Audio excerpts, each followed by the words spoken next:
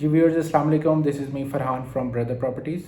आज हम बात करेंगे डीएचए फेज़ 9 प्रिज्म के बारे में कि क्या डीएचए फेज़ 9 प्रिज्म की मार्केट इस टाइम ऊपर जा रही है या नीचे आ रही है, रेट्स का क्या चल रहा है, आया 5 मरला 10 मरला कनाल में प्लॉट्स जो हैं वो फ्यूचर के लिए रखने चाहिए या सेल कर देने चाहिए। वीडियो शुरू करने से पहले मैं आपसे रिक्वेस्ट करूंगा कि आप हमारा चैनल सब्सक्राइब करें और बेल आइकन का जो बटन है वो प्रेस करें ताकि आने वाली वीडियोस आपको मिलती रहें। अभी हम बात करते हैं फेज़ 9 प्रिज्म की। तो इस टाइम पिछले 6-8 महीने से मार्केट में काफ़ी ये बातें चल रही हैं कि पोजीशन आ रहा है, लेकिन जैसा कि आप जानते हैं कि आलमोस्ट 21 ख़त्म होने वाला है। तेज़ी काफ़ी है उनकी डेवलपमेंट की, लेकिन क्यू और आर ब्लॉक जो है उसके बारे में काफ़ी स्ट्रॉन्ग स्पेकुलेशन रूमर्स हैं कि इसका पोजीशन किसी भी वक्त आ सकता है। अगर आप ऑन ग्राउंड उसकी पोजीशन देखते हैं क्यू आर में उन्होंने इलेक्ट्रिफिकेशन का वर्क कोई अराउंड 90% कम्प्लीट कर लिया है। पोजीशन आने से पहले हमें ये बात ज़हन में रख लेनी चाहिए कि पोजीशन सिर्फ उन ब्लॉक्स का आएगा जहाँ पे लैंड क्लियर है। अगर आप देखें तो डीएचए फेज़ 9 प्रिज्म जो है इसमें लिटिगेशन काफ़ी है। काफ़ी कस्टमर्स तो इवन लिटिगेशन से वाकिफ़ भी नहीं है। उसकी रीज़न है कि उन्हें ये पता है कि डीएचए जो प्लॉट्स देता है वो ऑन ग्राउंड क्लियर होते हैं, लेकिन फ़ेज़ 9 जो है वो वाहिद ऐसा फेज़ है जिसमें बहुत कम लिटिगेशन है कुछ पैचेस में।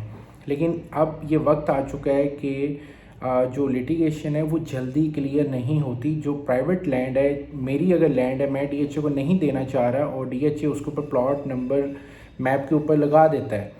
लेट से मेरा कोई प्लॉट है ए ब्लॉक का 48 नंबर और मेरी वहाँ पे प्राइवेट किसी की जगह वहाँ पे है, तो वो अगर डीएचए उससे नहीं ख़रीद सकता है तो डीएचए उस प्लॉट को कभी भी पोजेशन नहीं दे सकता। तो पोजेशन आने से पहले हमें ये देखना होगा कि इस टाइम जो सबसे ज़्यादा क्लियर ब्लॉक है 100% वो है एफ़ ब्लॉक। एफ़ ब्लॉक में आप कोई 1800 प्लॉट हैं तो आप रख सकते हैं कि ऑलमोस्ट सारे ही ऑन ग्राउंड डेवलप्ड हैं, क्लियर है। लेकिन जो पोजेशन आना है, जो सूरत हाल है वो क्यू और आर की है। क्यू में बहुत कुछ 5% लिटिगेशन है, अदरवाइज़ तमाम प्लॉट्स ऑन ग्राउंड क्लियर हैं। आर ब्लॉक में भी सिर्फ 1200 की नंबरिंग में बहुत ज़्यादा लिटिगेशन है। 1000 से लेके 1200 की नंबरिंग में बहुत ज़्यादा लिटिगेशन है। हो सकता है कि उनके पोजेशन ना आए।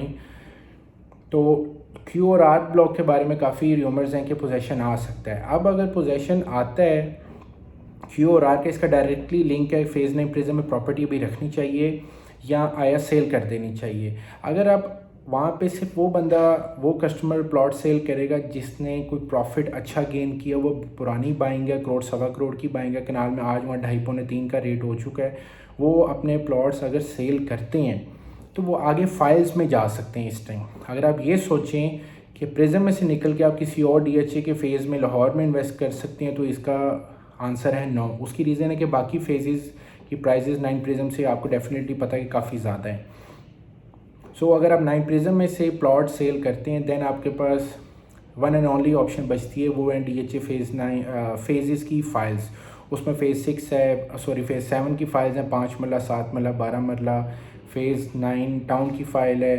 फेज़ 9 प्रिज्म की फ़ाइल्स हैं। डीएचए सिटी है जिसका सर पैर कोई नहीं है। तो आप सिर्फ अपनी कैलकुलेशन जो है प्रिज्म में से पैसे निकाल के आप एक इन्वेस्टमेंट सिर्फ फाइल्स में कर सकते हैं। अगर आप प्रिज्म में कनाल का प्लॉट रखते हैं, इसमें कोई गेन आ जाएगा 1 करोड़ रुपये तक आफ्टर पोजेशन। मतलब अगर अगले साल शुरू में पोजेशन आता है तो 1-1.5 साल में 1 करोड़ रुपये और ऐड हो जाएगा। 2.5 वाला प्लॉट 3.5 करोड़ का हो जाएगा। लेकिन आप अगर इसी इन्वेस्टमेंट को ले जाते हैं 2-2.5-3 साल पे, तो मेरा ख्याल है कि अगर आप प्रिज्म में से आज का 2.5 लाख निकाल के फाइल्स बाई कर लें, 5 मरला, 7 मरला, 12 मरला, फेज़ 7 की या 9 टाउन की, तो ये आने वाले वक्त में ये इन्वेस्टमेंट आपकी 5+ या 5 करोड़ रुपये तक हो सकती है 2-2.5 सालों तक। प्रिज्म का प्लॉट 5 करोड़ का नहीं होगा। उसकी रीज़न ये है कि जो फाइल्स हैं वो अंडर वैल्यू कंसिडर आज के मुताबिक होती हैं, लेकिन जब बैलेट हो जाएंगी फेज़ के मुताबिक, फेज़ 7 की, फेज़ 9 टाउन की, तो वहाँ पे ग्रेजुअली उसमें इंक्रीज़ आएगा और अच्छा गेन आ जाएगा। तो मेरी रिकमेंडेशन है, अगर आप एक्टिव प्लेयर हैं प्रॉपर्टी में, अगर आप समझ बूझ रखते हैं, कई लोग प्रॉपर्टी लेते हैं पड़ी रहती है, सालों साल पड़ी रहती है, लेकिन आपके ये हालात नहीं है कि आप प्रॉपर्टी लें और उसको सालों साल पड़ी रहने दें। मेरा ख्याल आप कैलकुलेशन आप कर सकते हैं, क्योंकि जैसे डॉलर की प्राइस जा रही है, हमारी मुल्क की इकॉनमी है, मेरे ख्याल से वाहिद प्रॉपर्टी है जो लोगों को अच्छा गेन दे रही है। टेक्सटाइल सेक्टर चल रहा है, तो आप प्रिज्म में से अगर आप प्रॉपर्टी सेल करते हैं तो मेरा ख्याल है आगे आप फाइल्स में बाइंग करनी चाहिए फॉर 2-3 ईयर्स। अभी आप फाइल्स लें, उनको 2-3 साल रखें। ये फ़ाइलें अगर कोई सस्ती फाइल्स हैं 50-60 लाख की, ये 1-1 सवा करोड़ की हो जाएंगी, तो आपकी इन्वेस्टमेंट 2-2.5 सालों में, आज का जो 2.5 करोड़ प्रिज्म का है वो 4.5 पे चला जाएगा ज़्यादा से ज़्यादा 3 सालों तक। लेकिन यही फाइल्स आपको 2-3 साल बाद 5+ 5.5 में आपका आपकी जो फंड्स हैं उनको इन्वेस्टमेंट को कन्वर्ट कर सकता है। तो मेरा ख्याल है प्रिज्म के अंदर आप, सबसे पहली बात है अगर आपकी बाइंग सस्ती है तभी आप सेल करेंगे। अगर आपने अभी प्लॉट लिए 6-8 महीने पहले, आप भी प्रॉफिट में, लेकिन वो गेन नहीं है जिनके करोड़ सवा करोड़ वाली प्रॉपर्टी फेज़ 9 प्रिज्म में पड़ी है। तो फेज़ 9 प्रिज्म में मेरा ख्याल है कि आप प्लॉट सेल कर सकते हैं, आगे फाइल्स में इन्वेस्टमेंट करें और फाइल्स में भी देख के समझ के कौन सी अच्छी है, सॉलिड है, इन्वेस्टमेंट है, कौन सी फाइल अच्छी है, उसमें मेरा ख्याल आपको इन्वेस्टमेंट करनी चाहिए। और phase 9 prism once again one and only and last phase है जो अभी पोजेशन की तरफ जा रहा है। फेज़ 10 को काफ़ी टाइम है। तो फेज़ 9 प्रिज्म बड़ा यूनिक फेज़ है, बहुत बड़ी बिलियंस की इन्वेस्टमेंट है लोगों की उसमें, तो इसलिए सॉलिड है, प्राइस स्टेबल है, हर चीज़ अच्छी है। लेकिन अगर वो कस्टमर जो अपनी प्रॉपर्टी फेज़ 9 में से सेल करके 2-3 साल की कैलकुलेशन को देखते हैं वो हमसे रब्ता कर सकते हैं। उसके अलावा भी आप हमसे रब्ता कर सकते हैं, ये नहीं है कि जिन्होंने बेचना है वही रब्ता कर सकते हैं। अगर आपकी और कोई क्यूरी है फेज़ 9 के बारे में या ओवरऑल DHA के बारे में, तो आप हमारे नीचे दिए गए नंबर पे हमसे रब्ता कर सकते हैं। बहुत शुक्रिया, थैंक यू।